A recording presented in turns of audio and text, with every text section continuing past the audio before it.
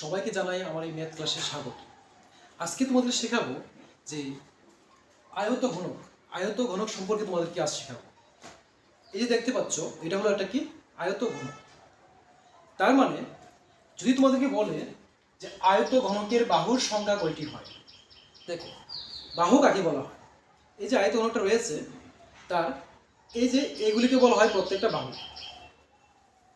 ঠিক আছে, তাহলে আমরা কাউন্ট করে দেখব যে এই আয়ত ঘনকের বাহু কয়টা রয়েছে।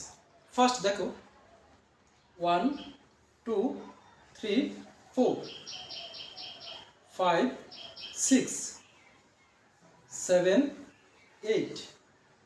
এখন এটা ঘুরে নিলে 9 10 11 12। তাহলে আমরা আয়ত ঘনকের বাহুর সংখ্যা পেয়ে গেলাম কত? 12। নেক্সট আয়ত ঘনকের কোণের সংখ্যা বলেছে। এই আয়ত ঘনকের কয়টা কোণ রয়েছে?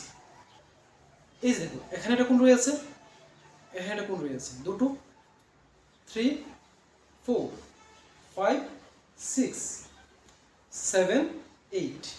তাহলে এই আয়ত ঘনকের কোণ রয়েছে 8টি। যদি বলে আয়ত ঘনকের শীর্ষবিন্দুর সংখ্যা কয়টি? শীর্ষবিন্দু বলতে এই প্রত্যেকটা বাহু যেই জায়গায় যুক্ত হয়েছে, এই প্রত্যেকটা যুক্ত হয় সেই পয়েন্টটাকে বলা হয় তার শীর্ষবিন্দু। দেখো এই দুটি বাহু এসে এখানে যুক্ত হয়েছে, তাহলে এখানে 1 2 3 4 5 6 7 8। তাহলে আমরা পেয়ে গেলাম যে আয়ত ঘনকের শীর্ষবিন্দুর সংখ্যা হবে 8। সেইমভাবে দেখো আয়ত ঘনকের তলের সংখ্যা, অর্থাৎ এই যে আয়ত ঘনকটা আছে তার তল কোনটাকে বলা হয়?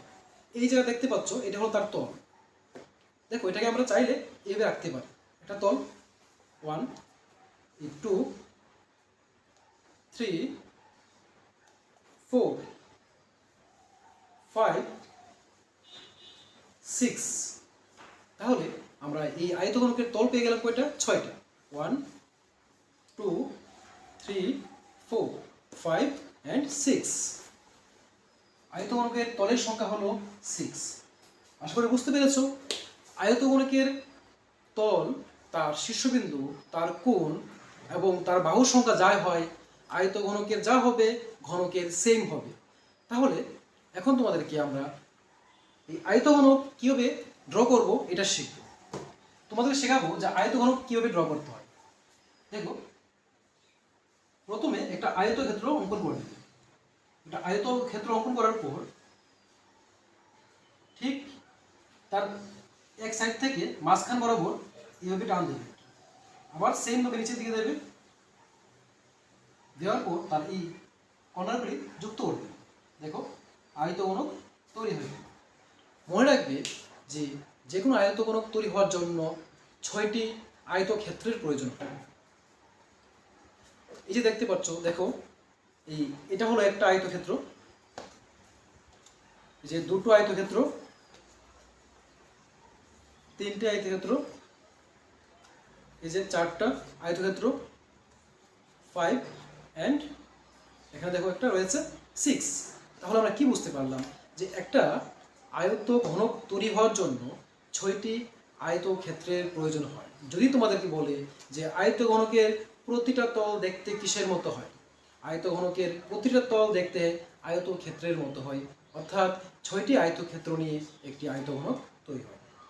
আশা করি বুঝতে পেরেছো।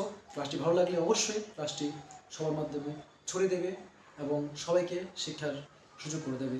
চ্যানেলটিকে সাবস্ক্রাইব করে রাখবে এবং যারা ফেসবুক থেকে দেখছো তোমরা এই আমার যে ফেসবুক প্রোফাইলটা রয়েছে এটাকে ফলো করে রাখবে নতুন নতুন অঙ্কের ট্রিক্স পাওয়ার জন্য এবং সায়েন্স ক্লাস পাওয়ার জন্য।